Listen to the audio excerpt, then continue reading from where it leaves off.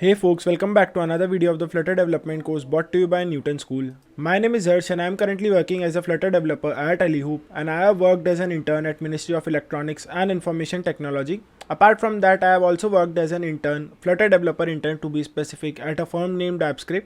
I also have my courses uploaded on Udemy and Unacademy, and I am an instructor there. And those courses have more than 40,000 plus enrollments, so you can check them out as well. Now talking about what Newton School is. So basically Newton School is a platform that helps you to learn and develop the skills that you need for your best tech career. They have courses specifically designed for freshers, working professionals and for women with no prior experience in tech.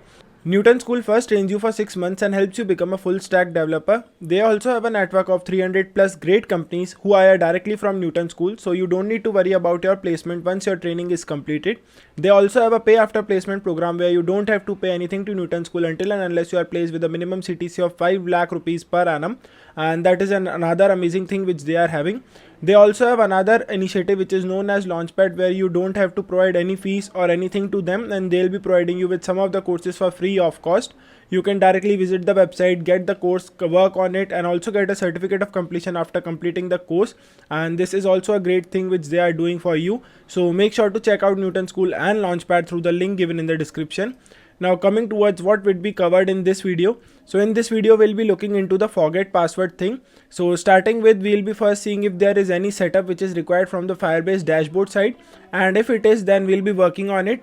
Else we'll be directly jumping to the code part. So yeah, now let me switch my screen and let's start working on the same. So herein you can see that we have our demo prod set up.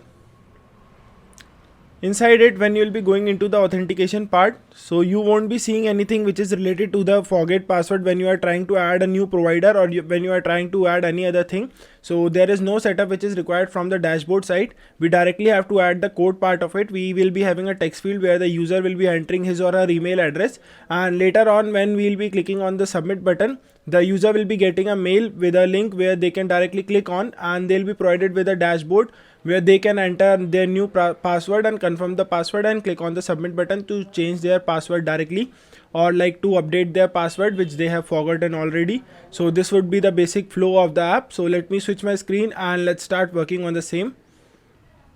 So herein you can see that I have switched my screen and have opened the app on which we were working on in the previous video. So this is basically the app in which I have shown you the implementation in the previous video as well.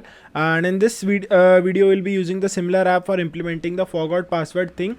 So before starting, what we need to do is we need to create a new file inside the lib directory with the name of forgot_password.dart.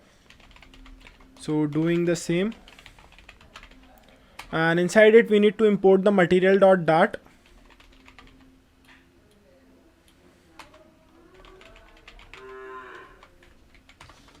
Next up, we need to create a stateful widget with the name of forget password screen. So doing that as well, stf, and it will be providing us with the suggestion.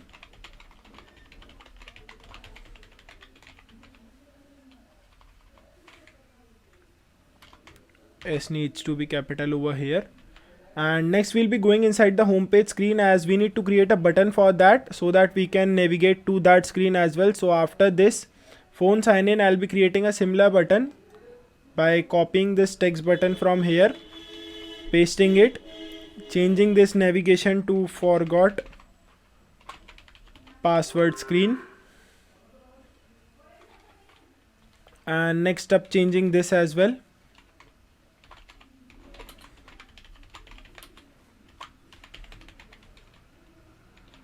Saving it, and it is not yet importing it, so importing this as well. And now we'll be provided with a button for the same once the hot reload has taken place. So it is still saving. Let's wait for a while. So now the hot reload has completed and you can see that we are provided with the forget password screen button. Let me click on that and we'll be provided with a black screen as we haven't added anything into that yet. So let's start working on this as well. And let me open the forgot password screen from here. And at first inside this screen we'll be needing a controller, as we'll be using this controller for the text field where we'll be taking the user email. So user email controller, it will be equals to the text editing controller.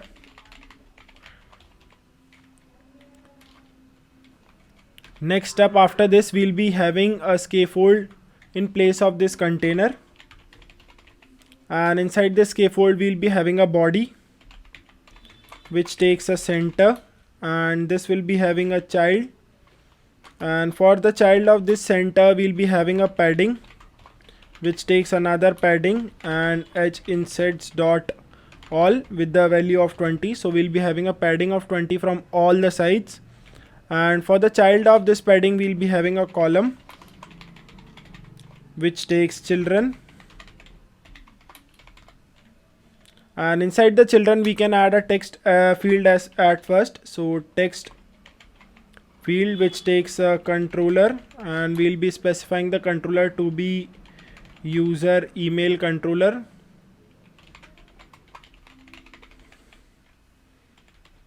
and after this text field we'll be having a text button which will be used for triggering the function of like sending an email to the user once we have clicked on this button. So text button takes an on press, to which we'll be coming in the later part. Let me first add the child, and this would be an async one. So for the child I'll be having a text which will be saying send email, and now we can work on the on pressed as well for this particular text button. So let me do that as well, and inside this on press we'll be first having a try and catch block. So that's why adding a try over here and a catch for the same. So for the catch, what I can do is I can add the Firebase auth exception thing which is present inside the login screen. So copying it from here directly, and here is the login screen, copying it, going back to the forget password screen and replacing this catch statement with this, and I need to import this Firebase auth exception.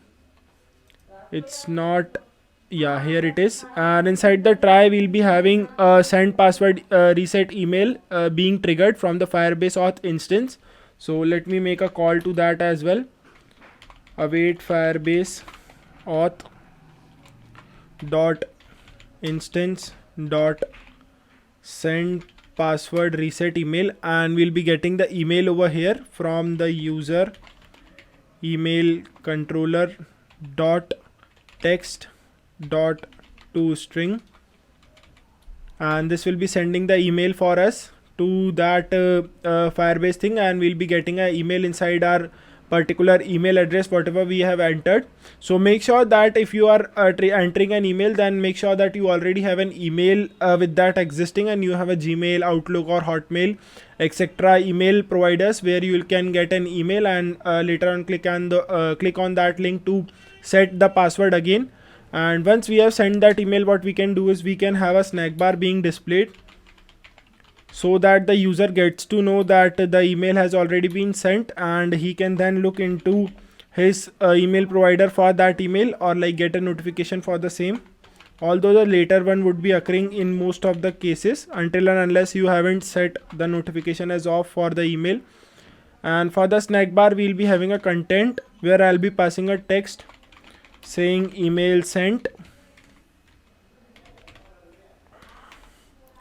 and I guess I need to import the snack bar as well. The B needs to be capital, no import is needed. And after this I'll be making the scaffold messenger call.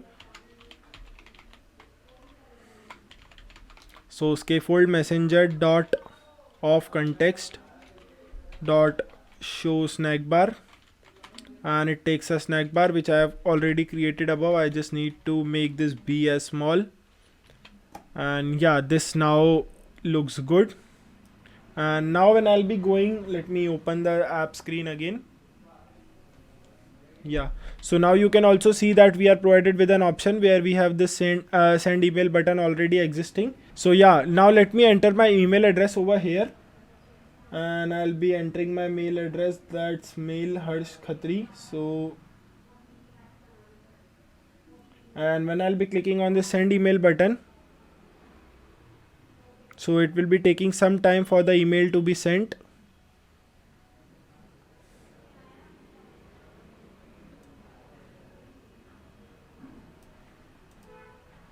and once the email will be sent, we'll be either getting a notification for the same, and we are also provided with this email sent snack bar displayed at the bottom of the screen. So you can either add a circular progress indicator until and unless this is being displayed, so that the user gets to know that the email is being sent in the background and the app has not stuck. Now let me open my email which I have got. So I'll be opening Chrome over here, and let me show you the email, like how it will be looking when you will be getting email of that sort. One more thing which I want to emphasize on again until this is opening is that make sure that you have an email provider attached with your email where you are sending this reset email thing, because if you are having a demo email and you are sending an email for the same, so you won't be getting any notification or any email for that reset link where you can reset your password. So make sure to take care of that before sending a demo email or the demo reset email for your password. And this email is still loading, and let me switch the screen as well. So yeah, herein you can see that I have this email which I have got, so that says reset your password for project. So that this is my project number. This email is from no reply at the rate whatever our project ID was, that's email signin.demo.firebaseapp.com. and this is the demo template which is available inside the Firebase dashboard, which you can edit or like change according to your need. And we are provided with the email address for our account, and we are also provided with a link with clicking which it will be opening another tab for us. So this is the another tab which will be opening, and herein you will be provided with an option to enter a new password. And as soon as you are entering a new password and clicking on that save button, the password would be updated for you inside the Firebase console dashboard which you are having. And one more time, this is how the email looks, and let me show you how the console template looks and how you can like see wherein the templates are available. Let me just open the email ID which has our project so that I can show you the templates as well. And herein you can see that we have our project set up,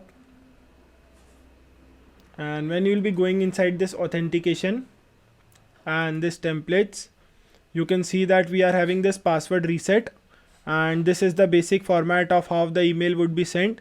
And clicking on this, you can add a sender's name from reply to, so that if someone is replying to that, then you can get email inside your reply to account, the subject and the message body, which you can change according to your need.